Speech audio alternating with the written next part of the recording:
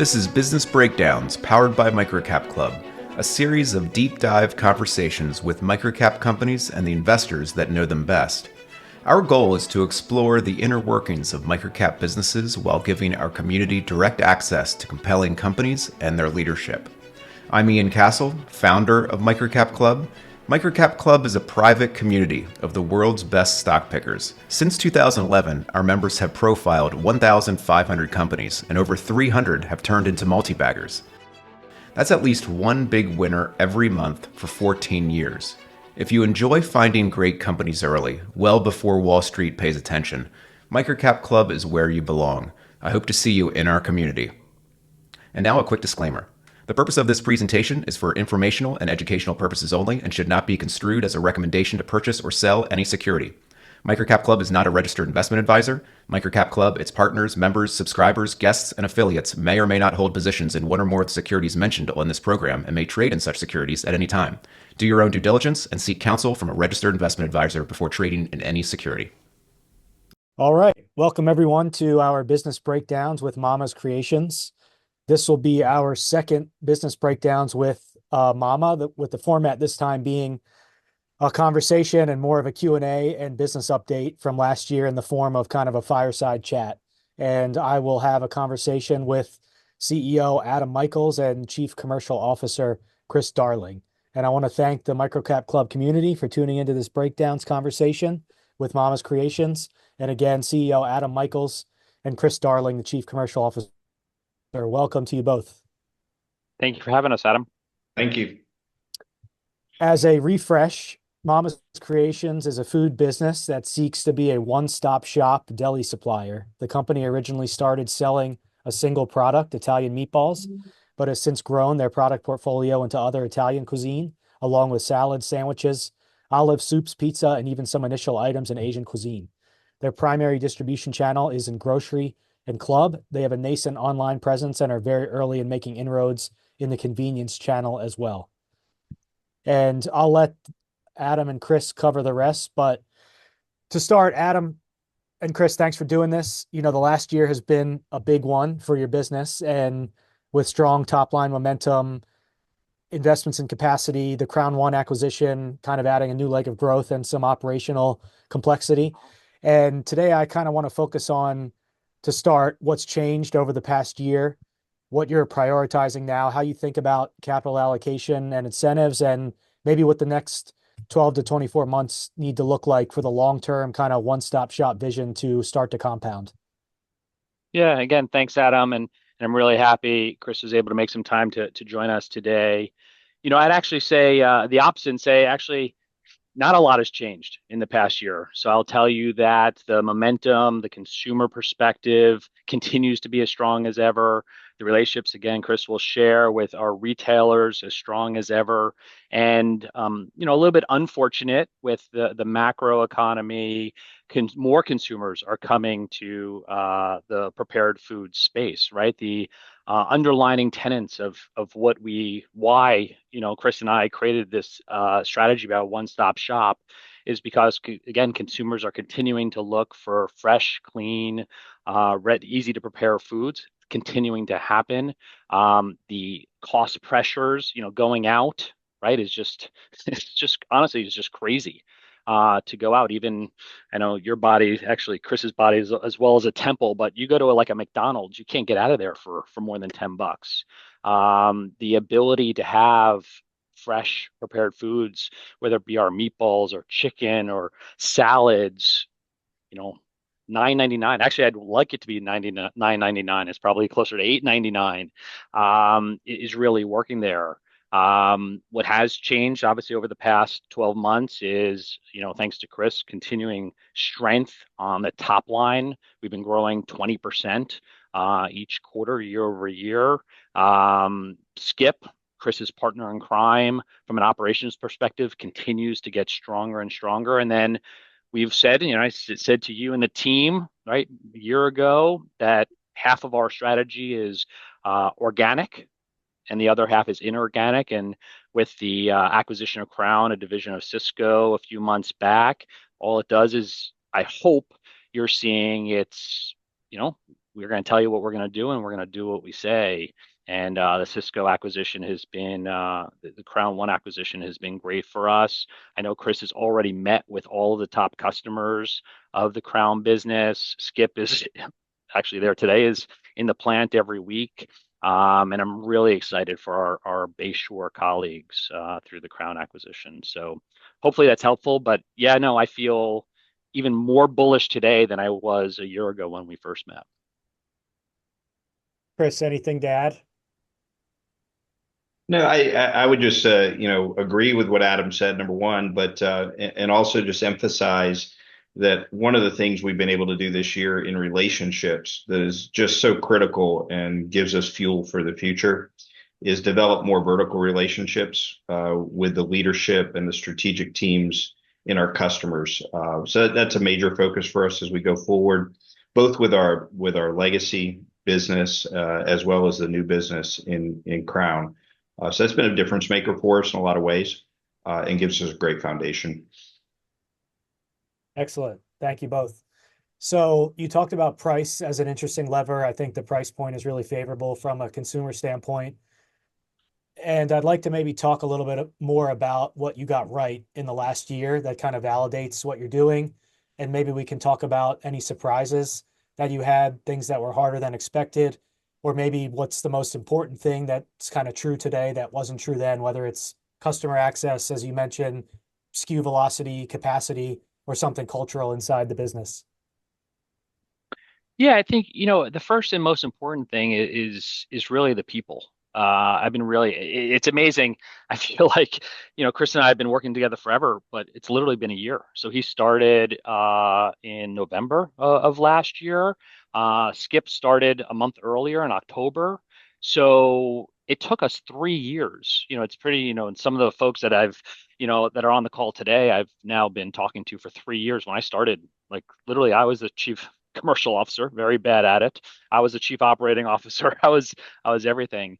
The fact that this has been the first year that we really had the full team together, and we just have an amazing team. I am so fortunate, and our investors are so fortunate about this team that we have.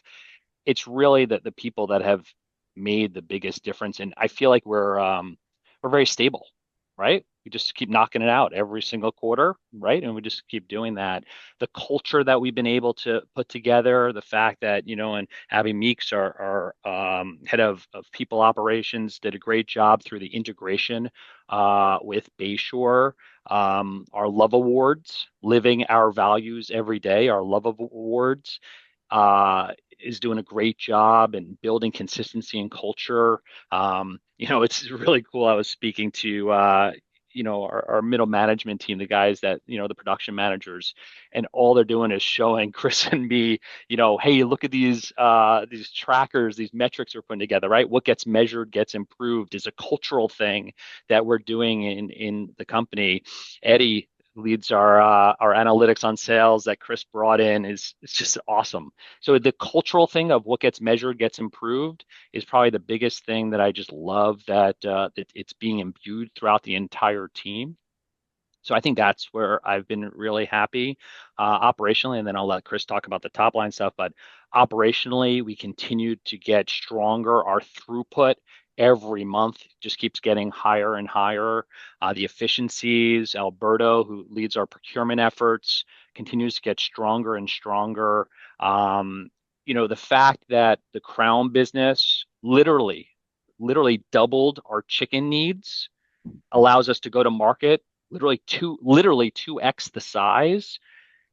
There were suppliers that would never even talk to us before. Now there are people banging on our door to want to give us contracts. Because of the scale now, it, it's some really great pricing. I'm really excited. Chris, actually, I'm going to leave you guys on a ledge a little bit. Chris is going to share at our investor day some things that we're now able to do from a chicken perspective that we weren't able to do before. That's going to be even more important, more customer facing, more consumer facing. I'm really excited about that at our investor day in February. So I think from an operational standpoint, we just keep getting stronger and stronger. And the last thing I'll say is there were times in my career at Pepsi or Mondelez where like I was hitting a wall. Like I just don't know how to find more opportunity. We're pretty efficient already. And I say this respectfully, girl, we haven't even gotten started yet. There is still stuff that we're leaving on the ground, which makes it's great because Skip has laid out a literally a multi-quarter, a multi-year plan because there's just more and more that we could get out of.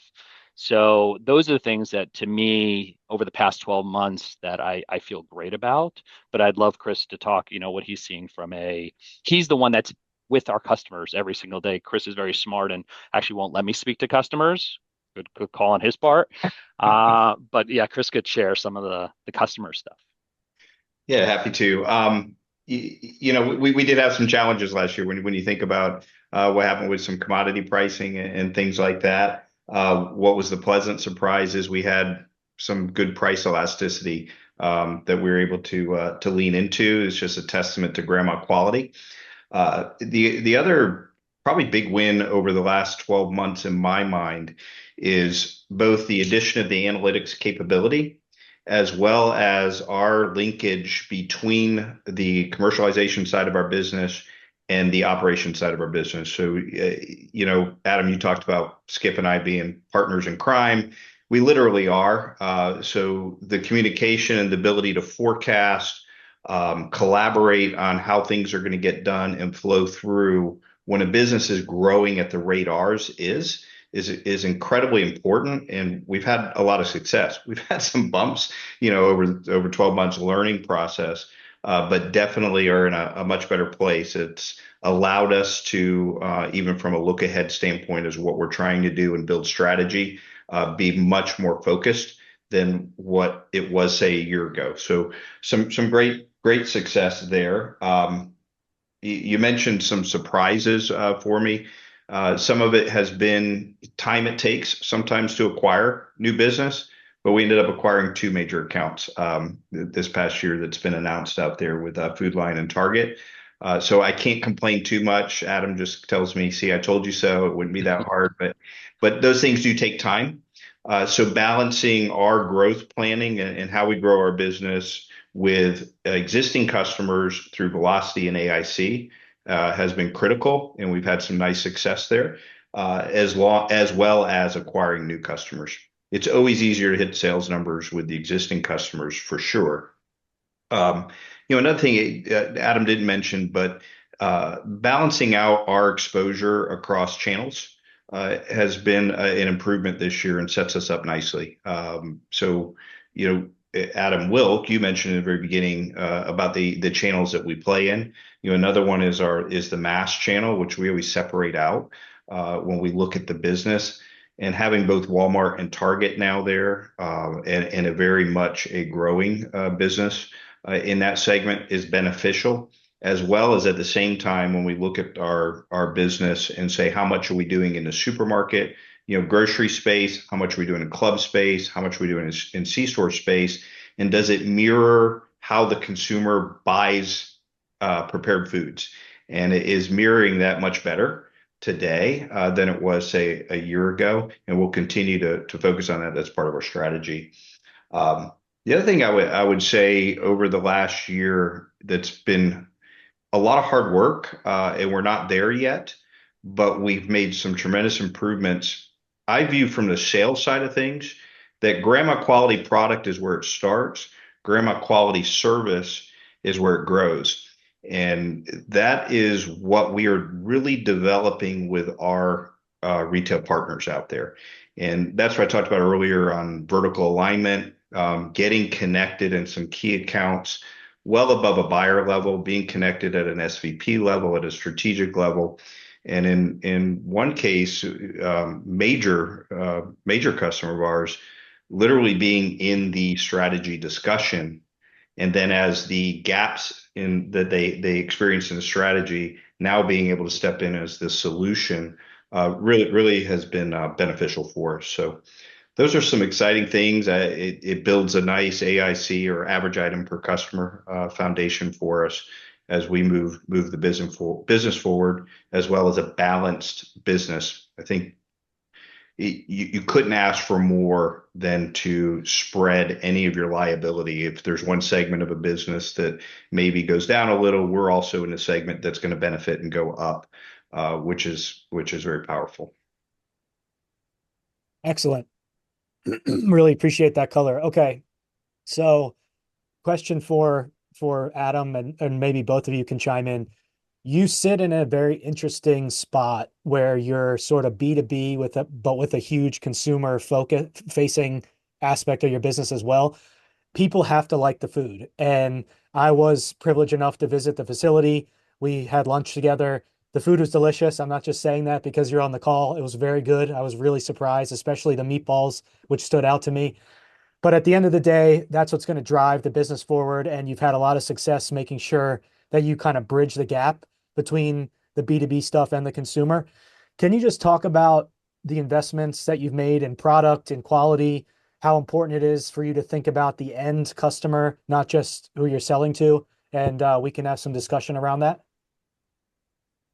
Yeah, I think that there are a couple things. So yes, it's all about the products. When I first started, I don't think the products were as grandma quality as they could have been, and that was a big investment that we made. We definitely increased the quality of the commodities we brought in, the ingredients we put in. I believe strongly. I don't like the word healthy. I think that's a little bit of a, I don't know what, but I do believe in clean. You could calculate clean of sorts. And again, our meatballs, right? Domestic ground beef, imported pecorino romano cheese, onions, parsley, whole egg, and a little bit of breadcrumbs. You can't fake that, right? There's literally only 6 items in our meatballs.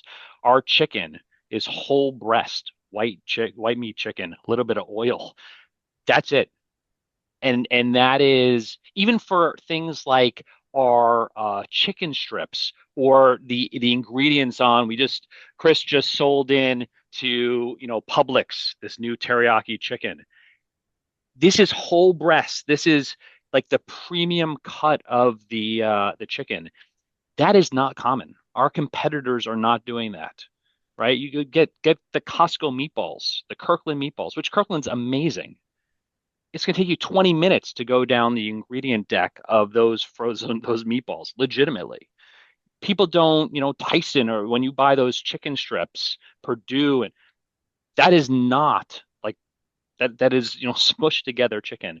So for us, grandma quality is really important, right? Dan Mancini doesn't have any official role in the company anymore, but I say he's the heart of our company.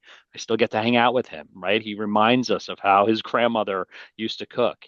It is important that we have the right product. So that all starts with, right, Chef Min and our team putting that stuff together. So I think for me, that's the basis of it, right? It's being close to the consumer, understanding the what the consumer is looking for, right? I just spoke about the teriyaki chicken, right? We have these fajita products. Actually, we have Chris has sold in fajita strips in places. So I think the variety, being able to understand what the consumer is looking for, actually my go-to lunch. Chris is going to judge me, but is actually we have these amazing. I don't know, Adam, if you had these, our Korean barbecue meatballs. So the I did not. variety, so send me your address. The variety of stuff. So being able, only Dan Mancini could eat, Italian food, 21 meals a week. I will tell you, I cannot. I apologize. I can't lie to you. So the variety that we're offering. The last thing I'll say is the pack type.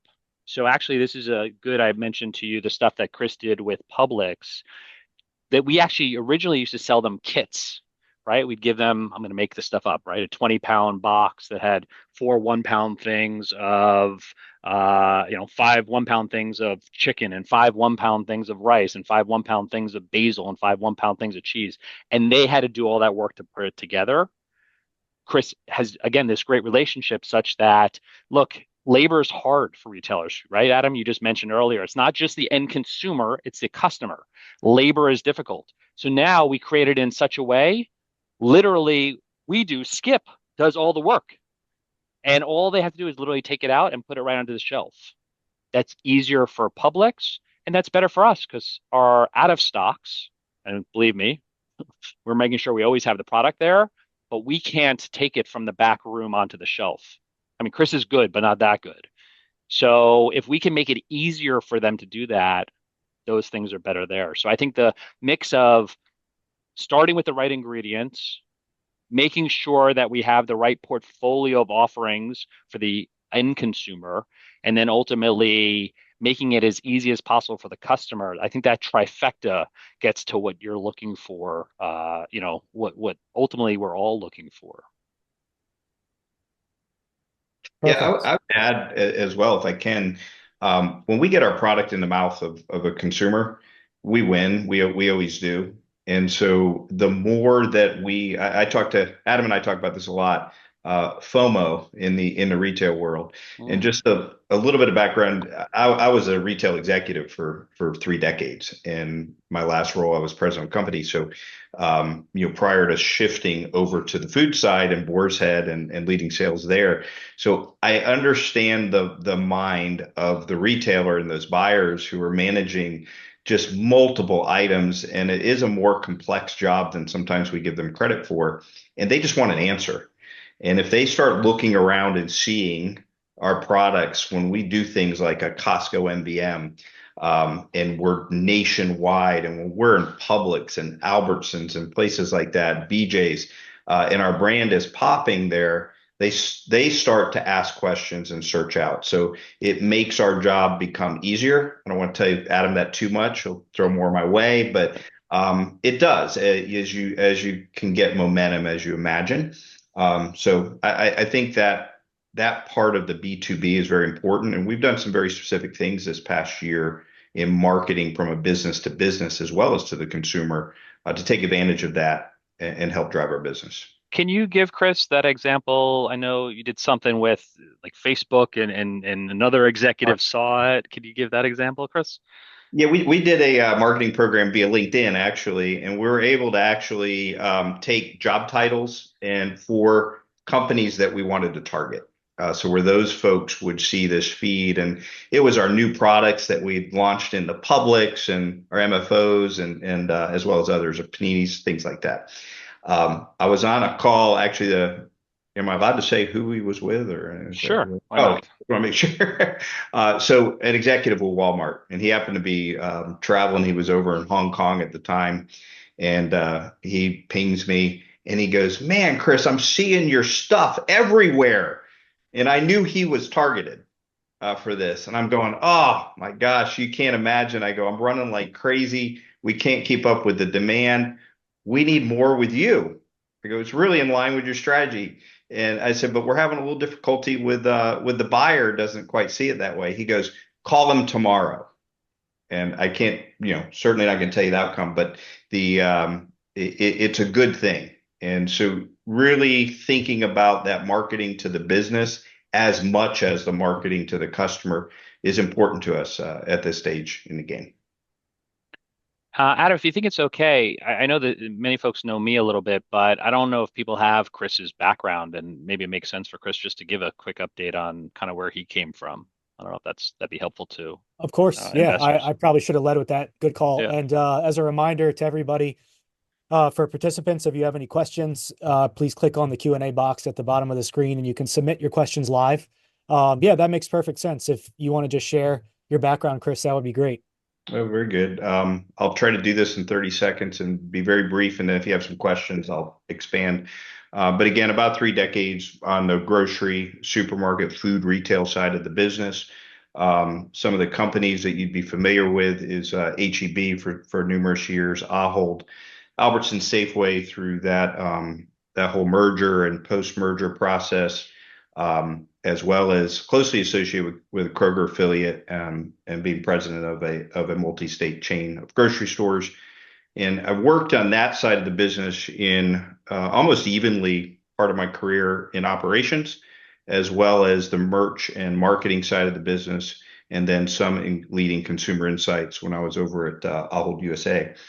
But and then I made a conversion. I went to the dark side. If you're a retailer, over to the supplier side of the business at the ask of Boar's Head. Boar's Head brand, I just thought was a phenomenal brand. Had great relationships, had done a lot of business over the years, and stands out as a very good marketer of their brand when you think about it.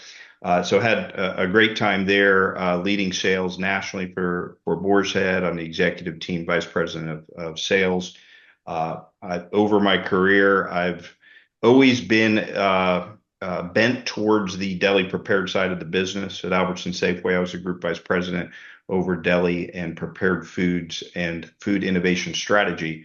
Worked with private label as well, launching products there, as well as some of the manufacturing acquisitions we made and opening 3 different commissary facilities. So broad experience. Some I don't know if it's all good. I mean, to me, it's been a great ride and has given me an advantage that's out of pure luck. Nothing I purposely did, but I have an advantage of having sat in executive roles on both sides of the desk. And I have found coming here that has been a great dividend for me to understand both sides of the business and be able to collaborate and work together with our customers that way. And the reason I'm at Mama's is I just found this exciting. We are placed, I'm going to be an advertisement now, if that's okay, both Adam, but we are just positioned exactly where the retailer needs the most help, where the consumer is moving, and where particularly that deli category is shifting its space allocation. Delis are becoming less and less a traditional meat and cheese slice service behind the counter business. It's becoming grab and go meal solution business. And there just really doesn't seem to be an end to that as far as that shift continuing. So I'm excited about it. It's invigorating. But that's my background in a nutshell. Awesome. Thank you so much for sharing. And thanks for the comprehensive answer to the last question. I wish we had a few hours together. There's so much to cover here, but maybe now we covered the past 12 months. We talked about some investments in product, the talent around you. The last business breakdowns we did, we had Lauren on the call as well. Yep. So it seems like your team is in a good place, or the small team that we've met so far. So having said that, let's talk about the biggest constraints to accelerating growth today. You have previously talked about the ability to drive low double-digit organic growth or maintain a 10%-ish organic growth CAGR for the next several years. Let's just talk about the drivers behind that and what that kind of implicitly assumes. Yeah, I think, I feel good. I would actually tell you, I feel like Chris and I actually throttle back the business actually more than if we just let it go. Sort of, we've been holding the reins a little bit of this horse because we really do believe executing with excellence. Chris mentioned it earlier around making sure our service levels are where they need to be. From a customer perspective, the demand is out there without a doubt. It's kind of funny. I honestly believe these two things that I'm going to say, even though they're opposites, I could tell you we're everywhere, right? With the exception of a couple customers, which Chris is fixing, we're everywhere. Albertsons on the West Coast, Ahold on the East Coast, Publix down south. As Chris said, every Costco in America, every Sam's Club in America, every BJ's in America. So we're everywhere. However, I truly believe this, we're nowhere, right? Chris said his big focus is on AIC, average items carried. We're at like 7 today. We should be 27, right? And again, these are products we have. We don't have to innovate at all. So the demand, we definitely have the opportunity there. This is a $40 billion prepared food set. We're nowhere. So we definitely have the demand. What's great that you've seen over the past 3 years, the operations, we're building that up, very intentional. Pretty much when I started, right? A little bit before I started, we had I'm in New Jersey today. I'm always in one of our 3 facilities. We had 25,000 square feet. Then we bought Creative Salads. We added another 25,000 square feet. Now we're at 50,000 square feet. We just bought the Crown One, the Cisco division. That's another 42,000 square feet. We just took over actually the second half of our New Jersey facility. That will give us another 25,000 square feet. So what's great is we're building up the capacity. Now it is a fun competition. I talk about it all the time with Chris and Skip, right? Not that I play tennis, but it's always about having the ball on the other side. It is Chris's job to be going over to Skip and say, "Hey, Skip, you want me to slow down? You can't keep up." And it is Skip's job to call up Chris and say, "Hey, I have all this excess capacity. Do you want me to slow down for you?" So there is a great partnership in continuing to build that momentum. Um, and maybe I should. I'm not, I'm not concerned. We're going to be very intentional on how we build things out, but we have the opportunity there. Um, Acquisitions, M&A is an important part of this because it brings new capabilities for us, right? How do we add new spaces, right? And I go to an extreme just to get you guys, excited, but right, Chris says, Adam, we gotta get, how do we get sushi? Dan Mancini did not make sushi with his grandmother 50 years ago, right? So can we make pizza? Do we have to buy a pizza company? I would hope not. But sushi's quite different. Are there other things? Soup is a good part of the deli category. We don't make soup today. Do we have to acquire someone or Adam, come on. It's a couple kettles, we could make that work. So that's how we have to think about M&A. The other part is we spend a lot of our time, and Chris is part of the M&A process with us. He's one of the first people that come in because culture is so important. I am acquiring capabilities. So when we go to the plant, it's the first thing I do, right? The people, is it the right culture? I am super excited, super proud. It is you asked for a surprise. I did not anticipate how good things would be at Bayshore, which is the Crown acquisition. Um, Cisco is an amazing company, full stop. Cisco is a distributor. The Crown one is a manufacturer. You want to be core. I learned this actually early in my career. You want to be core to the business. Doesn't matter what if you want to be a janitor when you grow up, if you want to deal with sanitation, great. Go work at Waste Management. Don't go work at Mondelez. You want to be core to the business. And for the past 5 years, these amazing 100 employees in Bayshore, Long Island, were not core to the business. Literally every day was just like, get out of the way. Like just don't get on the front page of the newspaper. That was literally the mantra of the Crown business. Because again, what is Cisco? $80 billion versus a $56 million company. If they 100x'd their business, it would mean it wouldn't even be a rounding error. So I don't worry about revenue. Don't worry about margin. Literally, don't show me stuff. I swear to God, I was told that they would send metrics and they would say, just don't even show it to me because your only job is to stay out of the newspaper because it doesn't matter. God forbid there be a food issue, a personnel issue. The front page of the Wall Street Journal, does it say Crown has an issue or does it say Cisco has an issue? So their job was just to stay out of the newspaper. Some places, again, I've done more than half a dozen deals in my career. You have to grab these new people because they didn't want to come in the first place. That's a pretty typical acquisition. These people came running to us because they're home now. They're literally home. They're doing what we do, which is manufacturing. So from a cultural perspective, the Bayshore, the Crown acquisition has exceeded our expectations. And again, I could have Chris, we could talk about the new customers. Remember, it's all about incrementality. But we've been thrilled organically. The team's doing a great job continuing to drive more efficiency in our facilities. And then inorganically being able to bolt on these businesses that they're teaching us stuff already. They're already making stuff that used to be made in New Jersey. So, culturally, it's been tremendous. But again, please speak to Chris, the customers. We tried for 3 years. I couldn't even get a meeting with these customers. They wouldn't even take our calls. And now they're literally calling Chris. Chris, they came to Chris. Chris, speak to, they've come to your offices. That's crazy. Yeah. No, and we've met. So when I think about the customer wins with Bayshore, you got to think about, Wegmans as being kind of a crown jewel there.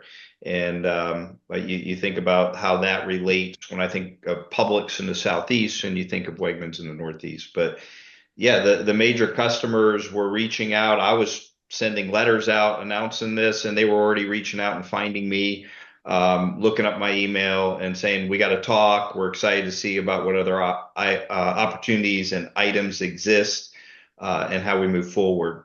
We've done a nice job of partnering with them, meeting at high levels, and are reassuring them as well. There's always, look, I can tell you as a retailer, whenever there's a change of ownership, somebody that's supplying you, or manufacturing for you, there's concern. You freeze a little bit and go, okay, what's going to change? What's going to happen? And we've been able to work through that personally, not through email, not through even necessarily Zoom calls, but literally meeting in person, and work through some of those discussions. And what we do and how we go forward is a big part of our plan for next year.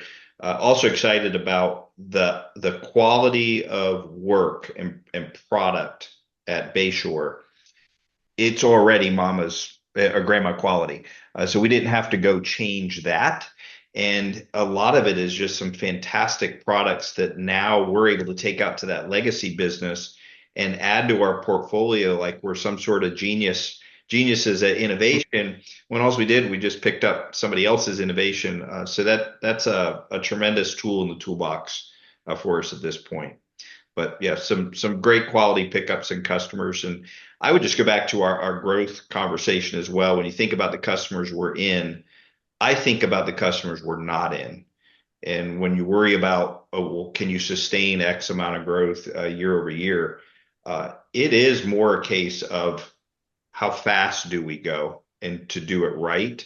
HEB, we don't have any business there. You think about a Hy-Vee, you think about some of these, think about we do a little bit with Kroger in different areas, but the massive opportunity when you think about that compared to where we are, it's, I don't know, it's like a kid in a candy store when you start looking across the map.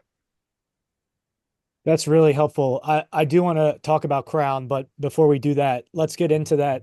I'll piggyback off of your last comments, Chris. When you, how do you decide between expanding SKUs within existing doors versus winning net new doors? And on distribution and retail expansion, when you win a new chain, what's the typical kind of ramp curve from, I guess, authorization to sort of meaningful velocity there? Okay, two very, very good questions. When you think about when we're going to grow our average number of items within existing doors versus new doors, we're doing both simultaneously. So we have a broad reach, and we have a really talented sales team in place that we've developed over the past year to have responsibilities for different areas and to get different customers. So we're doing both. A lot of it today, because we get so much opportunity, comes down to what is going to work within our strategy. I'm not going out there to try to be in the frozen food department, or maybe to some extent be in a meat department if there's just a weird placement different retailers have. Very, very hyper focused on prepared foods in the deli space. So we get requests all the time, or opportunities that could come up that, from an opportunistic standpoint, let's go do that. From a stay on strategy standpoint and do the right thing as our business and be an expert in our category, not the right thing to do. So that would dictate some of what we would do if the request or if the opportunity is not grandma quality. So we can face that at times, and we're going to decide on, we're going to stick with grandma quality, even if it means we might miss out on an opportunity.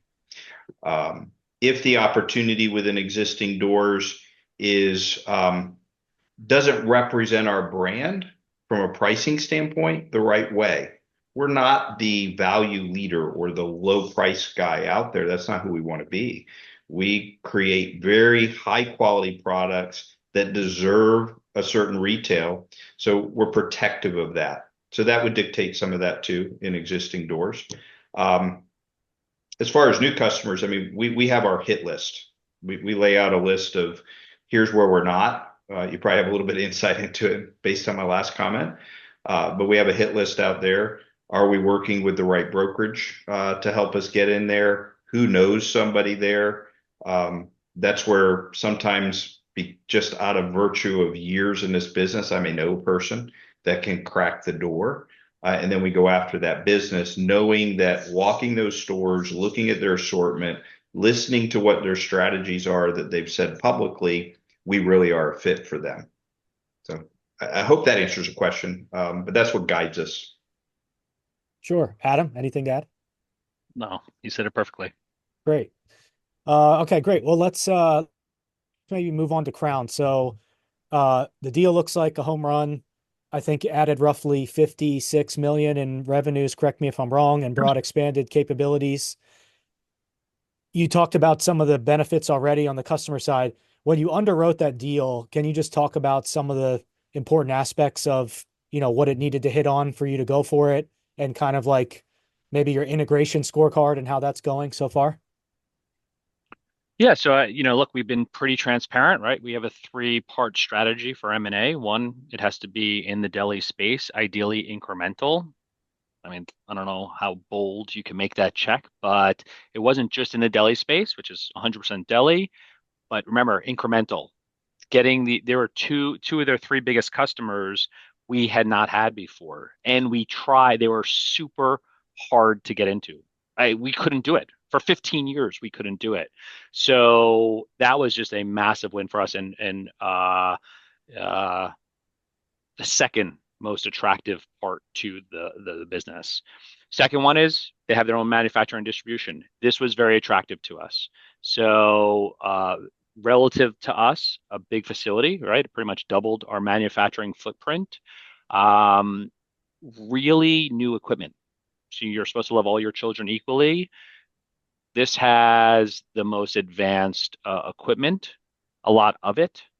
The facility, and you're always welcome to come. You will freeze your butt off. Outside of one very small, too small conference room, literally every part of the facility is freaking freezing. And that's really important when you deal with fresh food. So the second one around having it really brought capabilities to us. The people are really awesome. Like there are people that are now starting to take expanded roles beyond Bayshore because they're great. So the acquisition, the biggest thing for me, if it had no revenue and no profit, which it has both, I still would have paid what I paid for this business. If you could put in perspective, actually, we had to send out the 8K so you guys see all the information. What we paid relative to the assets we bought are crazy, let alone the fact that it came with cash and it came with a customer list. So that massive checks on those first two. The third one, which is becoming, it's funny if, and you guys all know me, the third one around being west of the Mississippi. Even I'm good enough at geography to know that this is not west of the Mississippi. One thing that is actually changing, and Chris and I talk about it a lot, I go every week to Bayshore.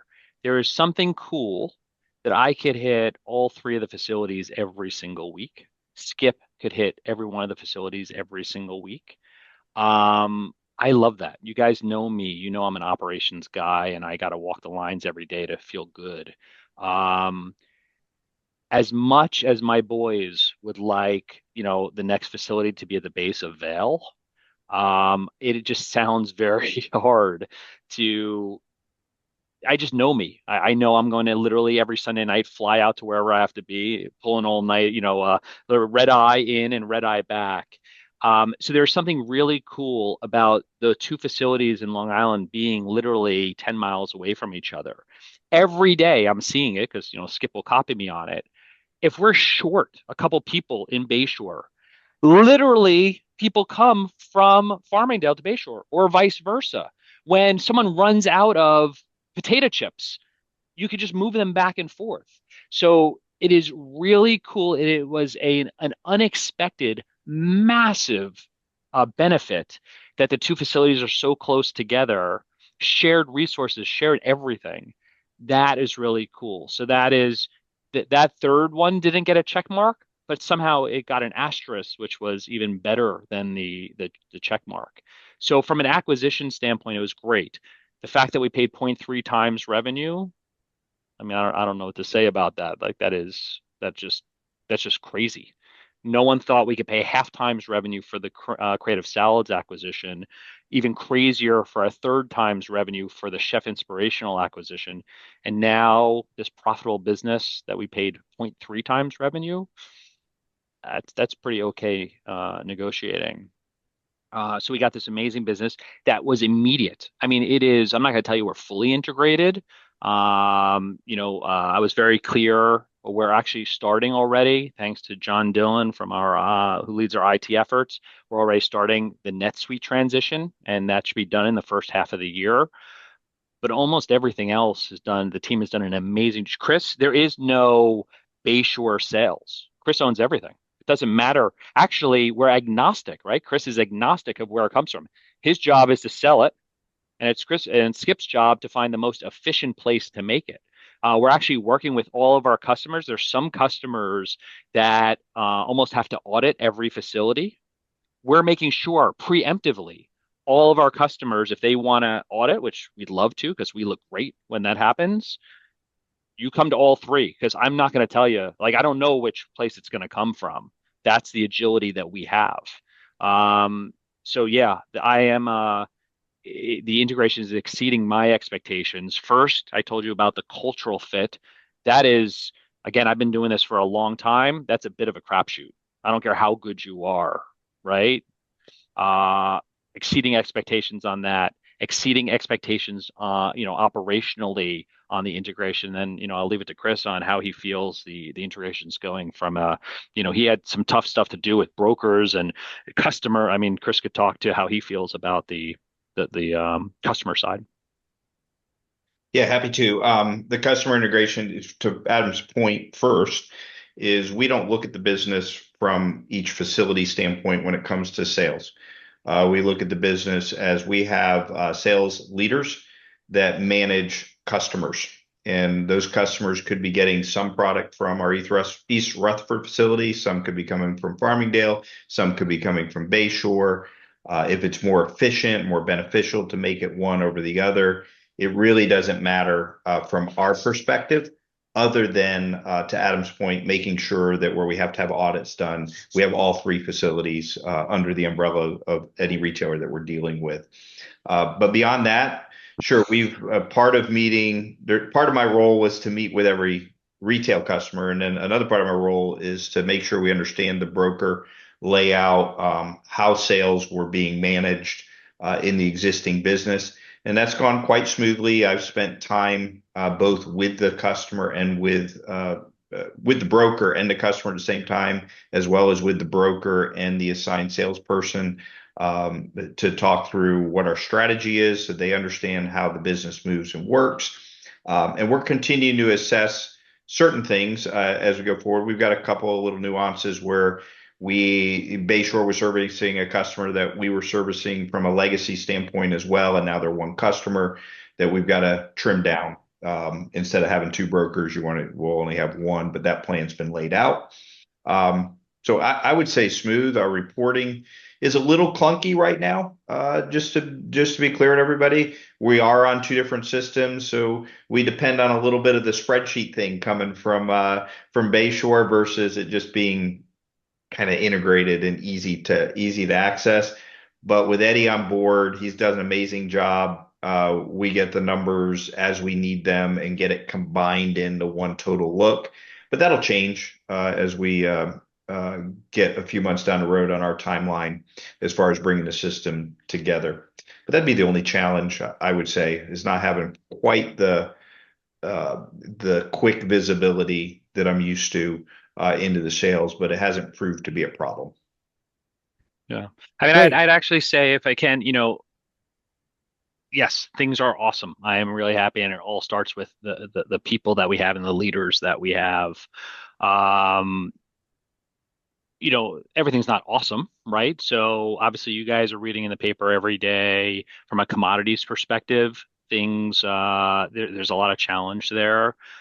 We've had some tailwinds. We've been very lucky in some things, some aspects. Chicken, which was a real problem for us last year, was a bit of a tailwind for us this year.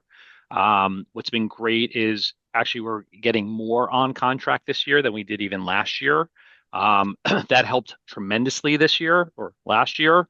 It's going to help us even more. So we're learning a lot. I tell Chris 20 or 30 years from now, we'll actually get good at this job. Um, Chicken's feeling good. Beef is horrible, right? You guys are seeing that. You're reading it in the paper every day. Now, the fact that we have contracts help. The fact that, and Dan Mancini gets credit for this. Almost all of our beef products are in sauce. That was a strategy at the time. Dan would tell me, I don't think I was born yet, but most people everyone sold meatballs as meatballs, never in sauce. And the whole idea of Mama Mancini's was to sell it in sauce. The thing that's good for that is I'm just going to make up round numbers. If half the product is sauce and half the product is beef, then it doesn't hurt us as much as with chicken. If chicken goes up $1, our costs are going up 98 cents, right? Because it's really all just chicken. So that helps us as well. And then within the beef, it's not just beef, right? It's onions and parsley and breadcrumbs and things like that. So there are things that we're doing that Chris and Skip are working together on. The other thing that Chris will tell you is we're not salespeople, right? We're not order takers. We're salespeople. So I'm gonna have to jump in there, right, Adam. see that? Chris taught that to me. So Chris does an amazing job getting the right products to the right right customers. So that is helping. So the mix, we're not a backseat driver to how we build the mix of our products and what we're selling. So we try to optimize that. So what's beautiful is, again, when I started, we were legitimately just a meatball company. If beef went up, all I sold was meatballs. Now we have chicken. Now we have actually some great stuff that Chris is selling now that I'm really excited about. Places like a Fresh Market and BJ's. We have these really great, my new favorite lunchtime snack is these honey thyme carrots and these roasted sweet potatoes, right? There's no protein anywhere, right, in that commodities there. So the whole idea of being a one-stop shop is because it's beneficial and we look great for the customer, right? We're that one-stop shop. The other truth of the matter is for, Anthony Gruber, our CFO, where it's all about balance, right? Chris and I talk about it all the time. We've balanced another thing, actually. See, Chris forgot. I found one thing Chris forgot. Everyone knows that Sam's and Walmart are our biggest customer, biggest concentration, right? Guess how much sales the Crown acquisition, how much sales they had from Sam's and Walmart? I couldn't tell you. Zero.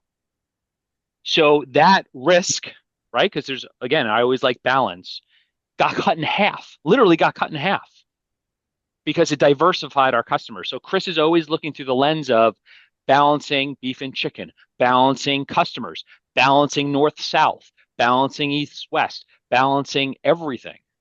Because the whole idea is I love to build a strong foundation. You keep building such that if something happens, nothing topples over. That was really important as well. All right, excellent. That was great. Thank you for the color on Crown as well. Maybe multi-part question here. So you're still working through your reporting.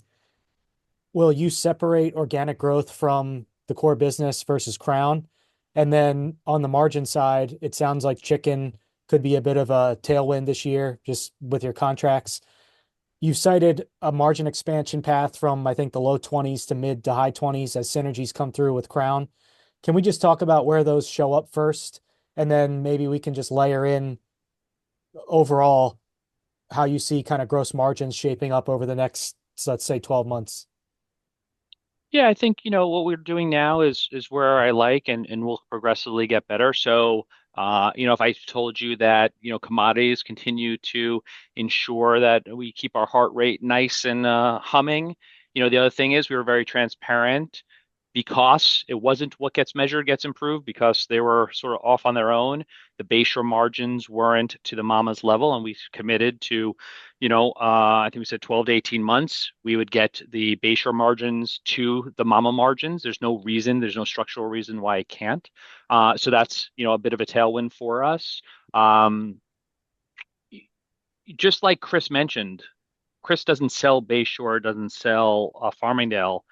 We mentioned earlier, Skip has one plant with 3 locations. So there's no reason to break anything out because at any given moment, we're moving products from one location to the other. And so we look at our revenue. When I ask Chris what our revenue targets are, it's one number. So we always have one number there. I think commodities will continue to evolve. Again, today chicken is good, beef is bad. Last year beef was good, chicken was bad.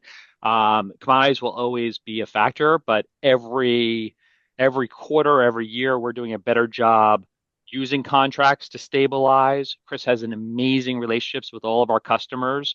We're not looking to get fancier. We're just trying to keep up. So Chris brings the actual data and the forecasts with him to meetings to, all we want to do is just hold our margin of sorts.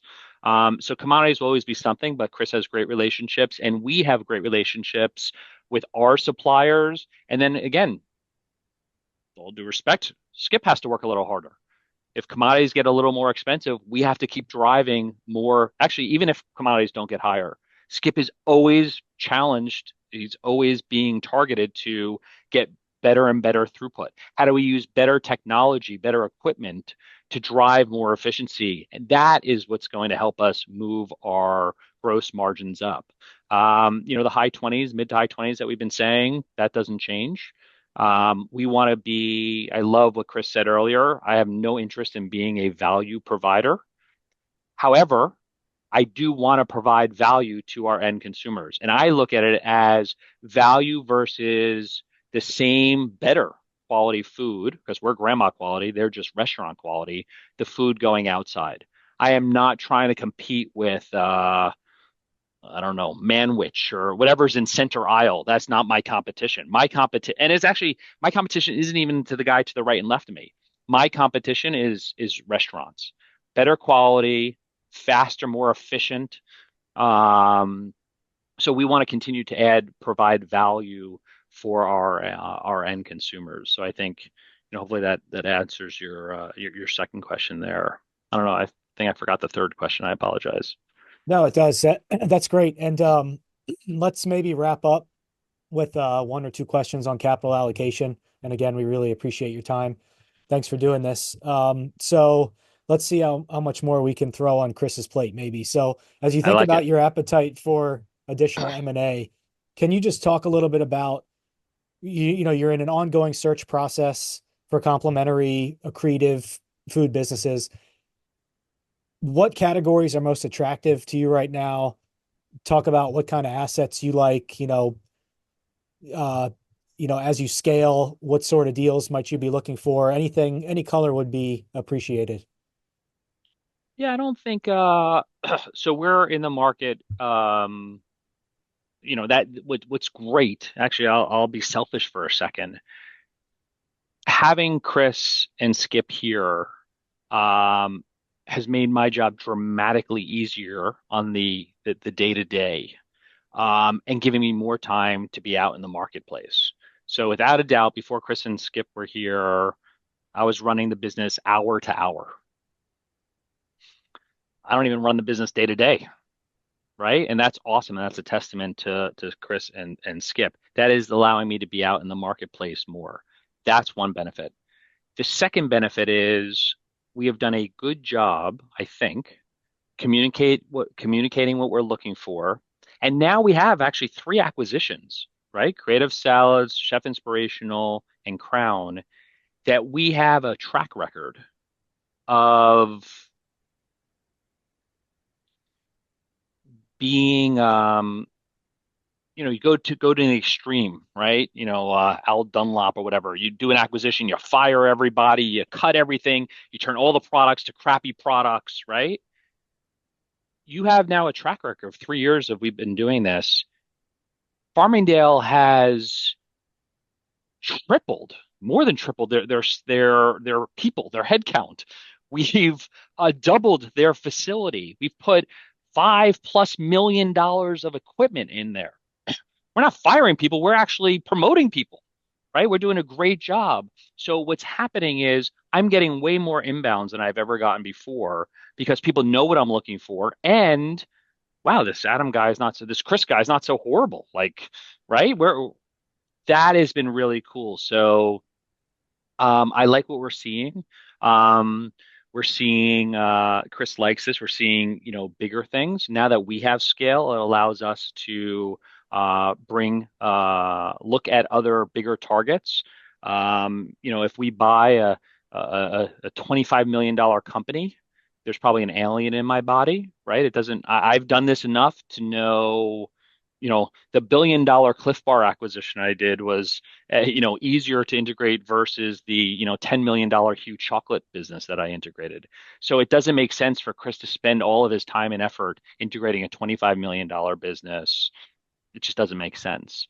So, but the tenets of what we're looking for, deli incremental, own manufacturing, a great, important, a critical culture,